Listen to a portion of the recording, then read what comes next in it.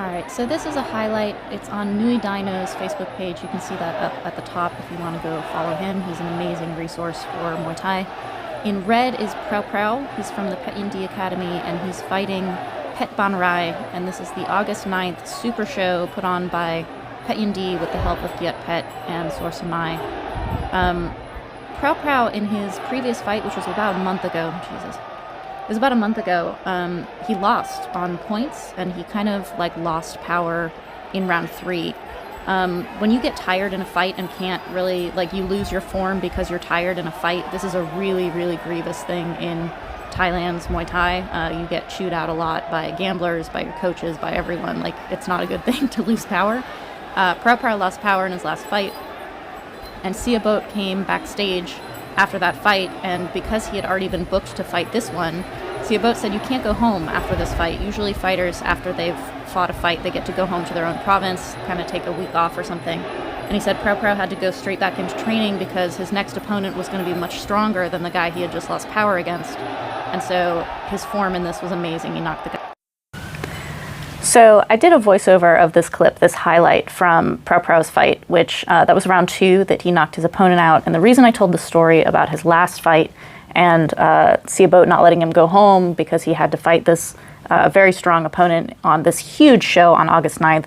Just for background, this fight was last night. Kevin and I went to it. It was at Rajadamnern.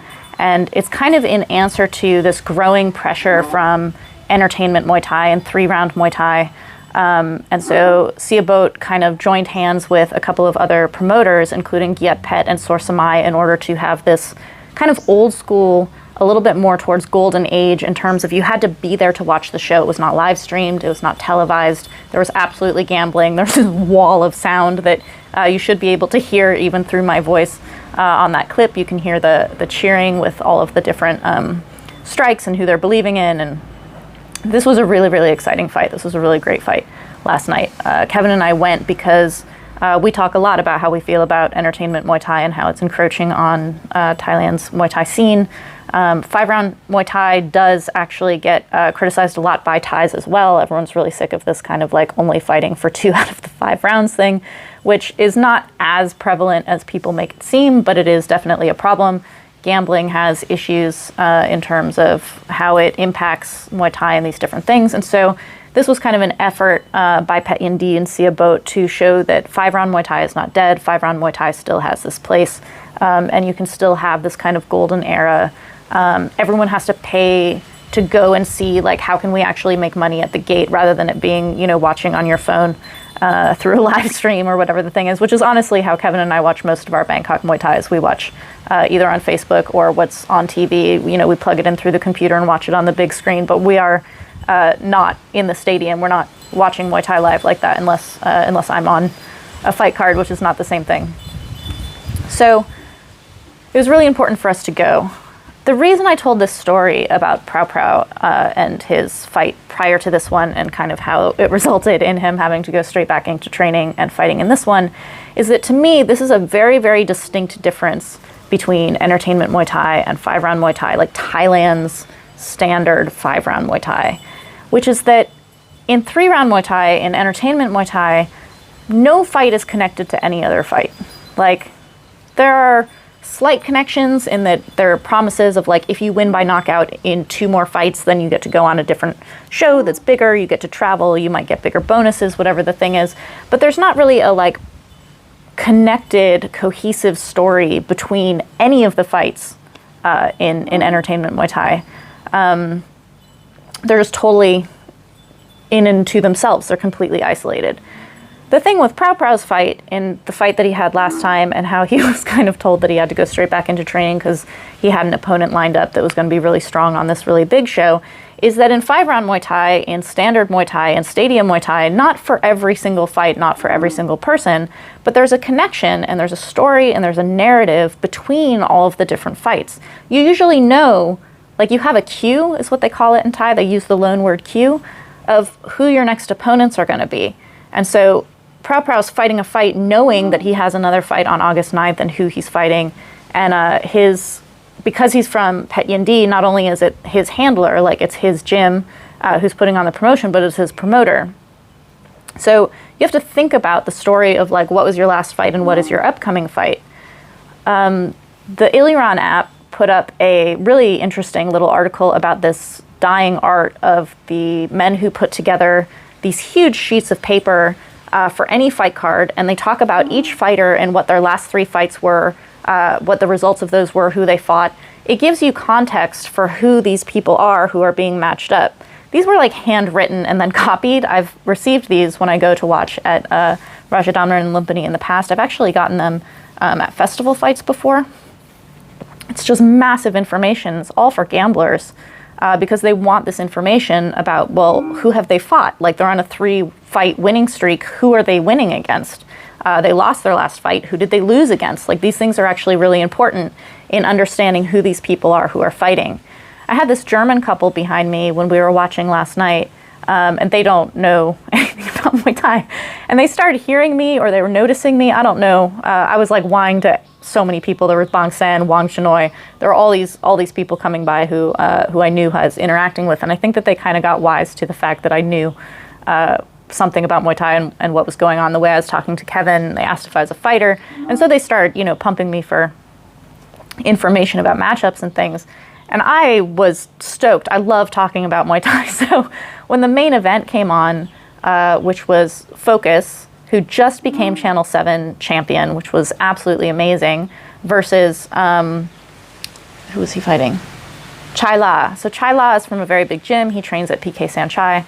I'm not super familiar with Chai La, but from Yod Kun Pan, who teaches at Pet Yindi once a week. Sorry, not Pet Yindi, at PK Sanchai once a week. He was telling me he's also Femur. So I had like slight information. I had like little pieces. I love Focus, so I was telling them how Focus had just become champion, giving them this information that's basically the kind of information that would be on this sheet in order to give them context of how to watch this fight. And they were totally fascinated. They know nothing about Muay Thai. They don't know what Channel 7 is, but they're like getting this information. They're like, okay, now I know what I'm looking at. Now I know what to look for, what kind of style this is. Is this going to be a good match? I had to spin around and point out to them, do you notice how quiet the gamblers are in rounds 1 and 2? That's because they're not betting yet, they're checking first. So in round 3 of every fight, that's when you start getting this wall of sound. That's when you start getting people like, like yelling for all of the strikes that they think are really like pushing their fighter into the front. And you can hear it, and it's the same thing of like putting these fights into context. These fights are connected to other fights. They're connected to the fights that have come before, and what happens in these fights will have an effect on what happens next.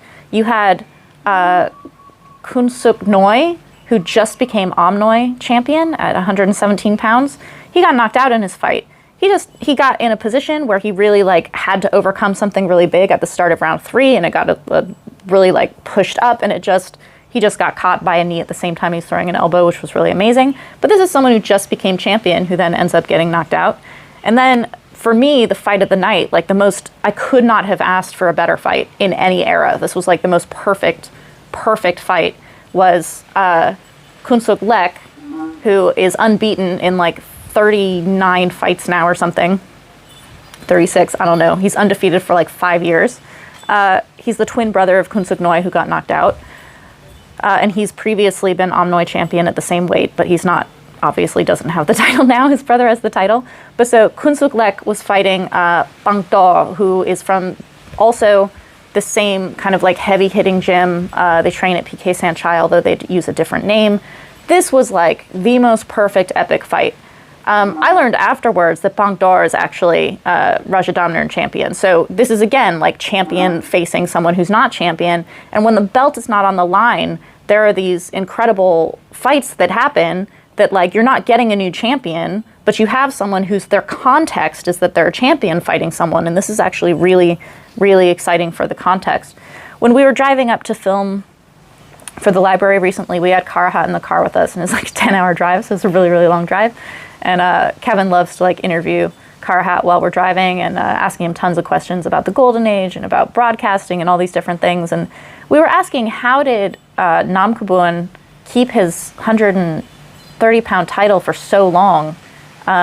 He kept it for like 6 years. And it's like, how was there never anyone who came, like how often was he defending it? Because he wasn't actually on Wikipedia. He was not defending it that often. And Karhat started explaining to us that if you held a title, so if you were 122-pound champion, which is what Karhat was, and you went up a weight class, so you went up to 126 and fought the next weight class and lost by knockout, you would lose your title belt. You would lose your 122-pound title belt, even though you weren't fighting for a 122-pound title belt. That's crazy. So when people held a title, they would fight in catch weights. Catch weights, your title is not at risk. So if you're 122-pound champion and people are not battling, it's not a title fight for your 122-pound belt, you can fight at 121, 123, 119, things like this, which tons of stuff was happening. So Namkabun was fighting in these like catch weights and was doing really, really well, but he was giving up weight often in order to not be defending his belt because they didn't have, what Karhat said was they didn't have an appropriate person to come and try to fight for that title. But again, this is the kind of thing where you're watching champions, you're watching people who have title belts in different stadia, and this is the context of this fight that you're watching. And what was really beautiful about last night's show is that just like the Golden Era, you had to pull in other promoters in order to get this kind of like super show that we were watching. So to me, there's gonna not really be, I don't know that there will be anyone who ever dethrones Wansong Chai as like the greatest promoter of all time. He had such an incredible stable. He had the best fighters. He was so good at matchups. Like he just really knew how to match people to make these incredibly exciting fights. Pet Yindi's been around since the Golden Age, which is really wonderful that they're still promoting. It's now the son of the original promoter from the Golden Age. It's Sia Boat now. So he grew up in Muay Thai. He grew up with his dad as a promoter. He understands how this works. And the way that they were able to have these super fights last night is that Giet Pet, which again, they were also in the Golden Age. It's the son of the original Giet Pet working with his dad now. They're both promoting. They're Channel 7. So the main event being Focus versus Chai La, this would not happen without these two different promoters coming together to make that matchup, because Focus is Giet Pet. He's Channel 7's champion. And then Chai La is from the Pet Yindi promotion. So you have to get these two promoters to work together in order to get this super fight, which was a really, really amazing fight. It was really exciting. And then the fight of the night with Kun Suk Lek and Pang Do was just, this is again two different promoters bringing their guys together, and it was just it was so cool. But to me also, talking about these promoters and talking about Wansong Chai being as dominant and being as great as he was, and I will point out he is no longer promoting, and yet you still have Pet Yindi, you still have Giet Pet. These guys have lasting power, which is really cool. Being a matchmaker, having stories, having a history and having a future and having context for each of these fights, this is a skill. Like being a matchmaker as a promoter is an actual skill. Pulling people out of thin air or playing American Idol and being like, who do you guys want to see fight, and asking social media like, oh, we'll put these two together and making that your matchmaking, that's not a skill. That's not being like an amazing promoter from the standpoint of actual living Muay Thai that's really involved and broad. Like being a intelligent, knowledgeable, informed matchmaker as a promoter and knowing where to pull from and who to put together that would make a really good fight. This is a skill, and this is something that takes decades in the actual world of Muay Thai to be able to do really well. And I think that really showed last night in how these matchups were put together. It was really just every fight was really great. And I've heard a little bit more often now this criticism about gambling in Muay Thai, this wall of sound of gamblers. Kevin and I just kept talking to each other. We're like, why would you want to remove this from Muay Thai? Like, this is one, you can't. Like, you can't unmake soup. Basically, like Muay Thai and gambling have always been together. You can't actually separate those out and maintain Muay Thai as it is. It just becomes this kind of like watered down point. The way people complain about many martial arts that have gone into the Olympics, how they're nothing, they're just a shell of what they were before. This is what will happen to Muay Thai if you separate it completely from gambling. You just can't do it. They completely go together. But to me, the phrase that's being used about this is they want it to be pure sport. So you take gambling out so that it's pure sport. And that sounds like a really good thing. That sounds like a purification process. That sounds like something that's like, yes, Muay Thai is a sport. You should make it pure sport. You should make it fair. I agree that corruption in gambling has hit beyond a limit, and something needs to be done, and a lot of things need to be kind of addressed about it. But I don't think that fully pulling it out, not only is it not possible, this is like an extraction surgery that's going to kill your patient. But I also don't think that that's the answer. I don't think that's what needs to be done. Much of which is because I don't believe that Muay Thai in Thailand is pure sport. I live here. I came across the world to live in Thailand, to do Muay Thai in Thailand. If it were pure sport, I wouldn't have to do that. Muay Thai in Thailand is not pure sport in the sense that it is an entire ecosystem. It's a way of life. It's so complicated that the way that you try to fix any one thing and is connected to so many other things, that's why you can't just like, let's take frogs out of this ecosystem because they're causing a problem with the crickets and now there's a problem somewhere else. Like, you can't do this kind of thing. And last night when I was watching, this was definitely not the first time I've noticed this when I'm watching Muay Thai. I watched Muay Thai for 11 years. We've been living in Thailand, and I was fighting very, very frequently for a number of those years. So we were watching Muay Thai all the time on the fights that I was going to, watching stadium Muay Thai, all these things. When you're watching Muay Thai, I don't watch only what's in the ring. I like watching the referees. I love watching the corners. I was watching the gamblers. I don't bet. Like, I'm not a gambler. I don't actually place bets, but I actually want all the same information that gamblers have. I'm interested in this. I want to hear who they're betting on. I want to hear, what did that drop do when that guy got tripped? Who did that make them go after? Like, did that mean something or did it not? That's interesting. That's giving information. And I'm looking at all of these different things, and I don't want just two people in a ring that Muay Thai and boxing, these are sports that are judged. These are not like tennis or soccer or something where it's like you just add up the points. I don't want every single round to be scored and digitized and like put on a board and I know who won round 1 and round 2. I don't like that. I love the narrative scoring of Muay Thai. I love watching the corners. I love watching, like, he seems to be doing really well in the ring, but his corner is really stressed. What are they stressed about? Like, what are they looking at? We thought that Focus had won round 3. And then he came out really hard in round 4. And so Kevin and I were like, wow, like, what is that? Is that because he wants to have an easy round 5? Or is that because he's not as far ahead as we thought? The gamblers think something else. This is fascinating. This is like being able to watch the entire ecosystem of Muay Thai all at once. Like, I don't want just two people on a stage and everything else blacked out. I don't want the audience blacked out. I want to be able to see how people are responding to things. It'd be like going to a comedy show where you have to wear earphones so that you can only hear the comic, so that you only laugh if the joke is objectively funny. This makes no sense. Comedy is funny because the people around you find it funny. A movie that you go to is amazing because the people around you are getting really into the movie. People are heckling, people are doing whatever. Like, go watch the Rocky Horror Picture Show, and every single time you watch it, it's a different experience because of the crowd that you're watching it with. That's part of Muay Thai. That is not pure sport in the sense that people are talking about it. I don't want fights to be completely isolated from all other fights. I don't want it to be a likes on Instagram to decide who gets to fight for a belt or who's going to fight this next thing. I want it to be as complex and rich as it is. And last night, going and watching these fights was, it was that.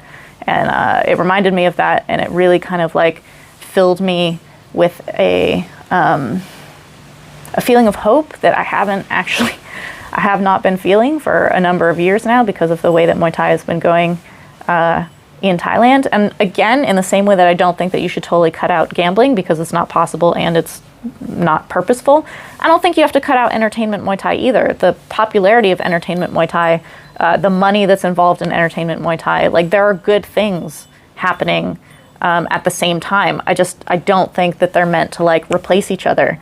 And 5-round traditional, complex, sticky Muay Thai is so beautiful. It's so beautiful. It's history, it's richness, it's culture, it's street food. It's like actual cuisine rather than like frozen store-bought. And yeah, that's why I made this video. So I hope you guys like that highlight from Pro Prow at the beginning. Again, that's Nui Dino. You should go check out his page.